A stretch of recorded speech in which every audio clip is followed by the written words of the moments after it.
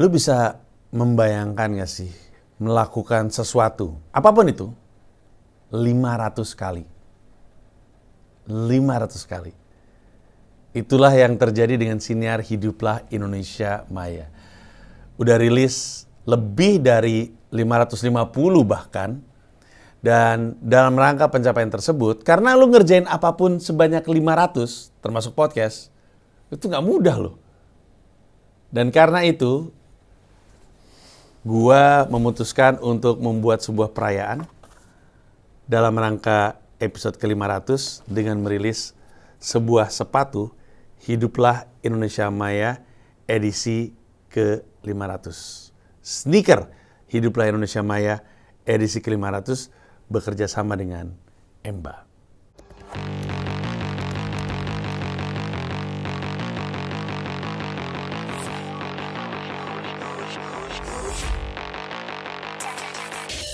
Ada yang pernah nonton film misterinya? Gue juga nggak pernah. Disitulah letak misterinya. Nggak tahu ya. Orang ini besoknya tiba-tiba kada pakai begini. Santai aja, ini terdidik nih udah. Assalamualaikum. Assalamualaikum. Hah, gila nih burung nih. Lama gue mikir. Apa sih gue pikir? Tapi gue nggak pernah sholat. Pak Jokowi mau beli salah nggak? Enggak, emang saya yang lag. Itu kek. Gua meja ada nggak? Ada. Cari wapres kita. Ada di mana? Belai sakit, tiap hari bingung. Om zodiaknya apa? Cancer. Itu kan penyakitnya. Terima kasih banyak semuanya selamat malam. Terima kasih semuanya selamat malam. Terima kasih semuanya selamat malam. Terima kasih semuanya selamat malam. Terima kasih semuanya selamat malam. Terima kasih semuanya selamat malam. Terima kasih semuanya selamat malam. Nah, sepatu ini adalah sepatu yang sangat spesial. Karena 500 episode adalah sesuatu yang bagi gue juga sangat spesial. Gue mau ngomongin soal siniarnya dulu sebelum gue pada akhirnya ngomongin sepatunya. Siniar Hiduplah Indonesia Maya lahir pertama kali bener-bener atas pemikiran, masa iya gue gak punya podcast? Udah gitu doang. Cuman gara-gara apa iya gue nggak punya podcast. Bahkan gue sekarang ingat, tarik mundur lagi, siniar Hiduplah Indonesia Maya awalnya itu cuman gara-gara masa Hiduplah Indonesia Maya cuman gue pakai sekali. Karena Hiduplah Indonesia Maya itu tadinya judul pertunjukan. Pada tahun 2019 ada seorang promotor yang nanyain sama gue lewat Angga Diandri yang saat itu masih jadi manajer gue, sekarang co-CEO berdua memimpin Comika. Promotornya nanya, Panji kalau misalkan show sejam, dibayar berapa? Dikasih harganya, akhirnya diajak untuk manggung di Colomadu. Manggung di situ menyenangkan. Promotornya bilang, jalan lagi deh. Akhirnya kami ke beberapa kota lagi, dan karena Jakarta tidak diambil sama promotornya, Jakarta kami kerjain sendiri. Nah, pertunjukan itu yang jalan ke beberapa kota, judulnya adalah Hiduplah Indonesia Maya. Hiduplah Indonesia Maya udah ada di notebook handphone gue dari lama. Gue kadang-kadang kalau kepikiran sesuatu gue catat dulu, nggak tahu mau jadi apa. Gue bergumam sendiri, Hiduplah Indonesia Maya. Lucu juga ya. Buat apa ya? Nggak tahu, catat aja dulu. Ketika tawarannya datang, ditanyainnya judul show-nya mau apa, gue inget gue punya itu di daftar kumpulan ide-ide aneh, dan sebenarnya masih banyak judul-judul aneh atau ide-ide aneh yang ada di file tersebut. Tapi gue ambil Hiduplah Indonesia Maya, gue jadiin judul pertunjukan tersebut. Setelah itu selesai, gue berpikir sayang banget kalau Hiduplah Indonesia Maya itu cuma jadi sesuatu yang dimanfaatkan dalam 1 tahun. Terpikirlah gue jadiin judul podcast aja. Pada awalnya, Hiduplah Indonesia Maya itu tidak disiplin karena hanya sebagai tempat ranting doang aja. Dan gue waktu itu masih nggak ngerti ini tuh mau jadi apa sih sebenarnya. Mau ngebedain sama YouTube tuh, gue mau ngasih lihat, oh sama nih. Mau ngebedain sama YouTube tuh apa ya? Biar ada pembedanya lah gitu. Dan akhirnya jadi tempat gue meracau saja, dan banyak racauan-racauan yang menyedihkan tentunya. Pada saat itu, pada saat awal, banyak ngomongin soal bisnis, banyak ngomongin soal pandemi. Karena podcast nggak bisa kemana-mana waktu itu gara-gara pandemi. Podcast lah jalan keluar untuk berkarya gue.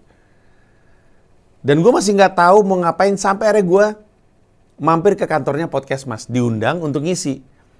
Ketika gue di situ, gue ngobrol sama beberapa orang, teman lama, diskusi soal podcast. Baru gue terpikir untuk, kayaknya gue tahu nih. Kayaknya gue tahu ini mau dijadiin apa gitu. Pulang dari situ, gue langsung memastikan diri, siniar Hiduplah Indonesia Maya akan jadi siniar tentang apapun yang sedang viral di dunia maya. Gue putuskan untuk seriuskan, gue bikin lomba desain logonya. Ini adalah logo yang ditemukan, yang dimenangkan oleh Randy Einstein, desainer pribadi gue. Ketika logonya dapet, gue jadi lebih serius ngembangin ini sebagai sebuah IP. Singkat cerita, gue jalanin di Spotify 2 hari sekali, cepet banget, paling tinggi dia di chartnya pada tahun itu ya, 2020, mungkin 2020-2021, gue lupa persisnya. Paling tinggi itu dia nomor 2. Sempat gue screen capture, gue coba cari deh screen capture, tapi gue ragu sih masih gitu. Tapi posisi 2 tertinggi. Makanya datanglah penawaran untuk eksklusif. Waktu itu Spotify masuk, Noise masuk. Gue pernah bahas ini di video terpisah. Akhirnya gue memutuskan untuk eksklusif di Noise. Sekarang 500 episode. Dan gue bangga sama Hiduplah Indonesia Maya. Di antara siniar, kan ada kayak top podcast ya di Noise. Di antara semua yang ada di situ, ada banyak hal yang membuat siniar Hiduplah Indonesia Maya itu spesial. Salah satu yang paling gue bangga adalah, gue satu-satunya yang eksklusif. Coba lu lihat deh di Noise deh. Semua itu original. Original yang berarti yang bikin Noise. Noise yang punya idenya, Noise yang bikin konsepnya, Noise yang punya IP-nya, dia bayar orang untuk ngisi. Itu originals. Kalau gue eksklusif, ini IP gue, tapi eksklusif hanya ada di sana. Jadi yang benar-benar bawa bendera eksklusif itu cuman gue. Coba aja lu lihat listnya. Sehingga karena gue adalah satu-satunya yang eksklusif dan bukan originals dan masih ada di top podcastnya, terasa spesial. Dan B, kalau lu perhatiin di top podcast itu yang sendirian cuman gue. Coba lihat dari 1 sampai berapa? Sampai 10 kali ya. Coba lihat semuanya. Berdua. Termasuk sebenarnya Arya Novrianus, karena dia ngobrol kan kalau nggak salah kan. Gue sendirian. Cuman gue yang monolog sifatnya. Dan gue yang cuman sendirian monolog masih bertahan. Di saat sebenarnya mudah sekali gue untuk kalah seru dong. Iyalah. Yang satu ada Desta, Vincent, sama Haji Andre. Ada Coki, Muslim, Adriano Kalbi. Ada Oza, ada Pandeka kayaknya masih Prastegur, ini tuh seru-seru semua. Gue sendirian, mudah sekali gue untuk kalah seru. Orang gue sendirian. Jadi bisa bertahan di situ, mengagumkan sekali. Tapi di luar itu, salah satu lagi alasan yang membuat ini spesial, coba lihat jumlah episode semua yang ada di top podcast itu deh. Him adalah yang pertama nyentuh 500. Dan 550-an. Tahu nggak nomor 2 siapa yang juga 500? Podcast Berisik. Podcast Berisik salah satu yang pertama. Salah satu yang pertama ada di Noise. Mereka tuh original pertamanya Noise. Dan sukses banget dan respect serta angkat topi untuk mereka. Bayangin jadi salah satu yang pertama dan masih ada dan masih banyak yang dengerin sampai sekarang. Podcast Berisik memang sakti lah. Dan mereka seminggu sekali. Jadi lu bisa bayangin kan berapa lama mereka ada di Noise. Gue nih di Noise nih musim kedua, season keberapa ya? 1 perpanjang sekali. Ya gue memasuki tahun ketiga gue di Noise. Memasuki tahun ketiga. Sementara Podcast Berisik jauh lebih dulu. Tapi karena gue rilis 2 hari sekali, jatuhnya gue duluan yang nyentuh 500 episode. Jadi dari hal-hal tadi berasa banget spesialnya. Dan bukan cuma itu. Dia udah jadi merchandise. Dia udah jadi festival. Festival Hiduplah Indonesia Maya, festival social commentary. Gue cukup kagum sih sama siniar ini. Jadi gue ngerasa wajar untuk gue melakukan perayaan ini. Wajar, ini spesial.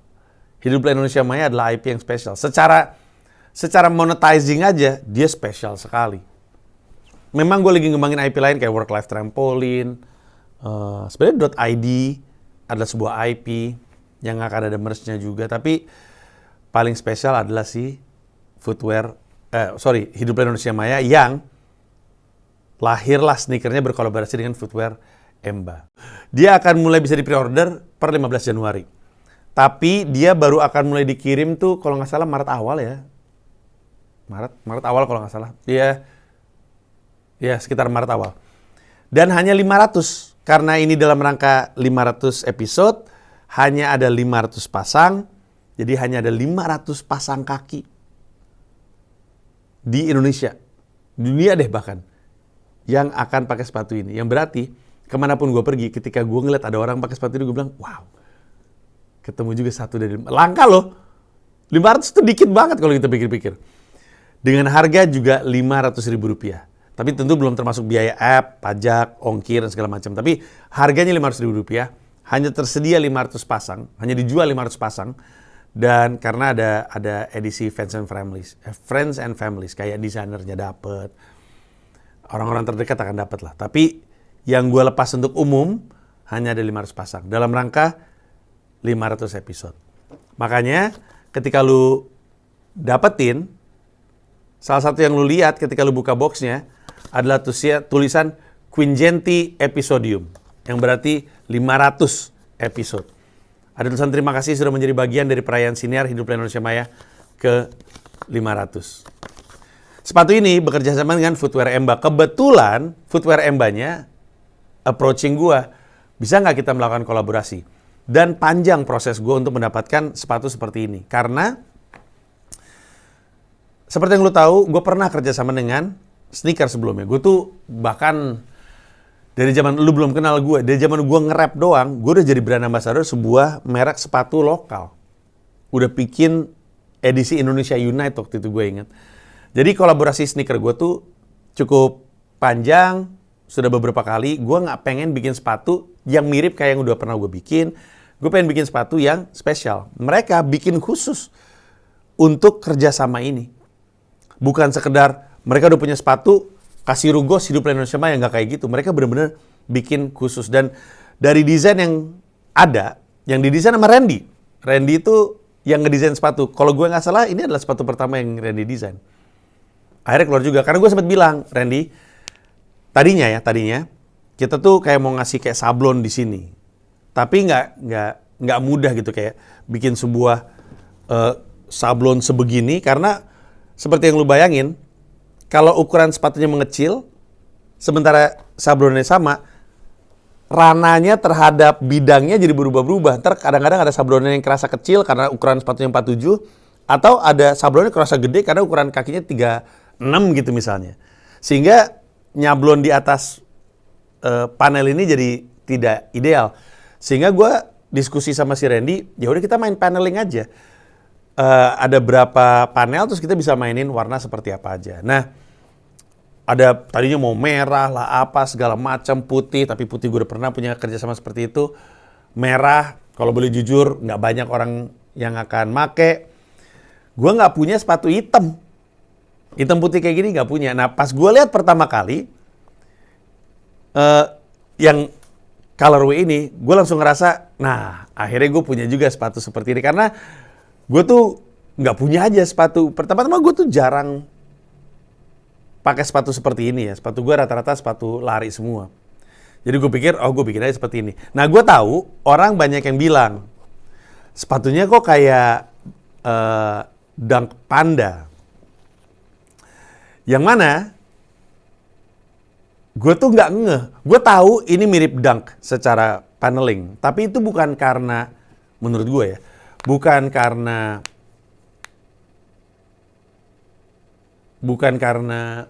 intinya gini, Nike itu first mover dan dominan sekali dalam paneling. Kalau kita mau paneling nggak terhindarkan, pasti jatuhnya antara mirip Dunk atau mirip Air Jordan 1 karena main paneling warna. Lu mau apain pun warnanya, pasti akan ketemu dengan colorway yang ujung-ujungnya kayaknya Nike waktu itu pernah ya Dunk yang kayak gini, Air Jordan yang kayak gini. Tapi lucunya adalah semenjak orang bilang ini mirip Nike Panda, Dunk Panda, gue naik subway, gue lihat, lah, kok banyak banget yang pakai Panda. Jadi memang belakangan gue sadari bahwa Nike Dunk Panda itu salah satu colorway yang paling umum. Take it as you will ya. Ada yang bilang itu hal yang buruk karena berarti standar. Ada yang bilang hal yang baik karena itu berarti colorway yang aman dan kepake dan nyambung pakai baju seperti apa aja. Gue sendiri sebenarnya makin lama makin gue lihat, makin gak kerasa kayak Panda. Karena gue tahu, gue ngeliat Panda mulu. Gue kasih tau kenapa. Pertama-tama ya, ini ujung-ujungnya sih antara lu lebih dekat dengan brand Nike atau lebih dekat dengan brand Hidup Indonesia Maya. Gue mau bilang dekat dengan Footwear Emba, ada juga kemungkinannya. Tapi kan yang lagi nonton ini kan audiensnya gue. Kemungkinan besar brand Hidup Indonesia Maya lebih gede di benak lu daripada Footwear Emba. Which is also the reason why we're collaborating kan. Sama-sama mau cross market lah kurang lebihnya. Jadi kalau ada yang bilang, ngapain gue beli sepatu ini? Ya mending beli Dunk Panda aja. Ya silakan. Tapi kalau misalnya lu beli Panda, tidak ada Hidup Indonesia Mayanya. Kalau bilang, ya udah nggak apa-apa. Ya udah berarti emang cuma 500. Ini bukan untuk semua orang. Kalau cuma ada 500, mendingan ini untuk orang yang emang ngikutin siniar ini dari kapan tahu. Ada begitu banyak episode-episode gokil. Episode-episode kayak bayangan itu bernama Glenn, yang gue nangis. Gue baru nangis ya di episode itu. Nangis soal meninggalnya Glenn. Atau episode meracau gue yang I'm sorry I can't be perfect. Atau episode-episode polisi yang gue bahas. Atau episode-episode politik yang gue bahas. Atau episode report soal kehidupan gue di New York. Ada banyak sekali episode-episode spesial. Dan ini untuk mereka yang mengikuti perjalanan spesial tersebut. Sehingga kalau misalnya lu bilang, ya ini mah mirip Panda, gue beli Panda aja. Ya berarti lu bukan audiensnya Hidup Indonesia Maya. Nggak apa-apa, utamakan ini untuk audiensnya Hidup Indonesia Maya. Karena lu beli Panda, nggak ada logo ini. Lu beli Panda, nggak ada logo ini. Ini emang kolaborasi yang spesial. Ya, sekedar ngasih tahu, di dalamnya insole-nya warnanya beda ya. Ada yang hitam, ada yang merah. Kalau yang merah tulisannya Hidup Indonesia Maya Footwear Emba 1 dari 500. Kalau yang ini sama juga, tapi warnanya hitam dengan tulisan merah. Kalau ini warnanya putih dengan warna merah dengan tulisan putih. Ya.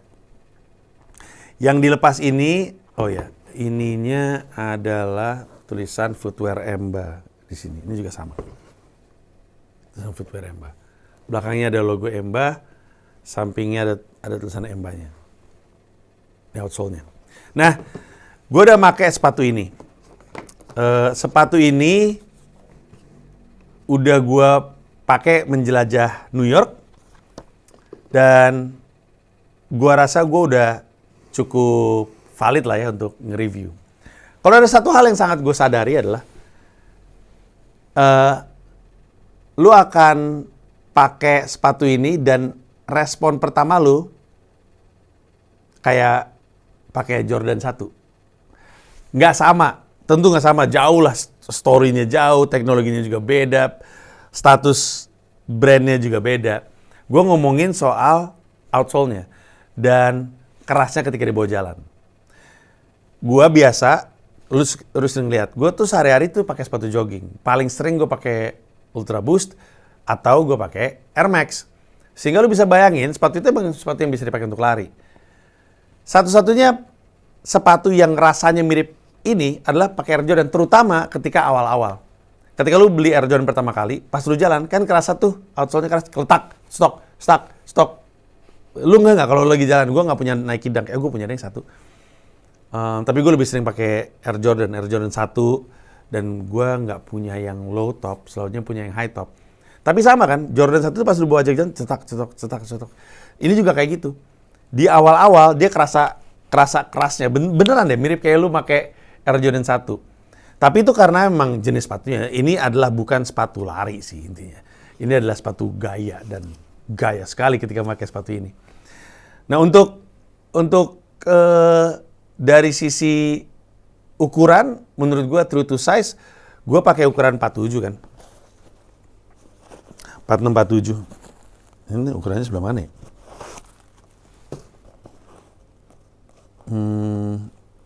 Sepatu gue yang satu lagi ada. Ya kalau gue usul sih true to size saja. Kok ada dua ternyata. Silakan beli sepatu ini yang sesuai dengan ukuran lo. Nah, nggak butuh, ya enak banget. Nggak butuh break-in terlalu lama. Ketika masuk, menurut gue ya, bagian dalamnya tuh enak sekali, lembut sekali. Sekali lagi, secara cushioning untuk sepatu luarnya ya dia nggak ada teknologi kayak Ultra Boost atau Nike Air, dan memang outsole-nya agak keras. Tapi ya you know, it's not a performance shoe, ini sepatu gaya. Jadi emang secara jenis sepatu, it's not that kind of shoe. Sisanya menyenangkan menurut gue. Gue sih seneng. Gue lebih kebangga sih punya sepatu ini karena pakai sepatu ini bukan cuman sepatunya keren, tapi setiap kali gue pakai gue diingatkan lagi bahwa gue 500 episode bikin podcast. Kebayang gak sih 500? Doing anything 500 times is crazy. Kemungkinan besar yang bakal kayak gitu tuh si konten menjadi lucu. Tahu gak lo? Yang konten stand up gue, open mic gue di New York, kemungkinan itu akan nyampe. Tapi di luar itu gak ada lagi. Gue gak pernah ngerjain sesuatu sampai 500 kali.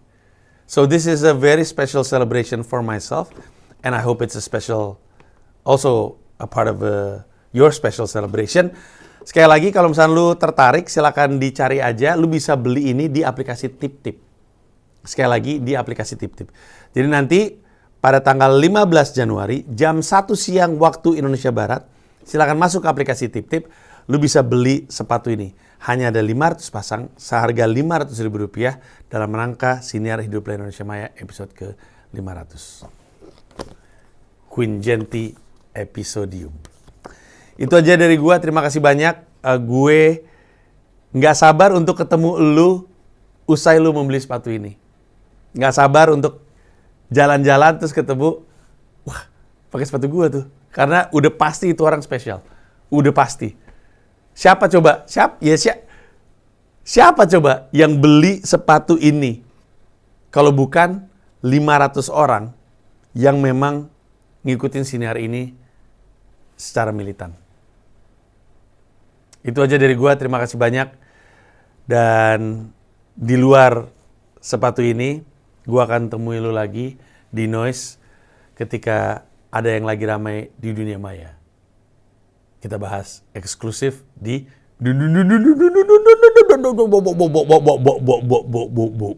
Noise.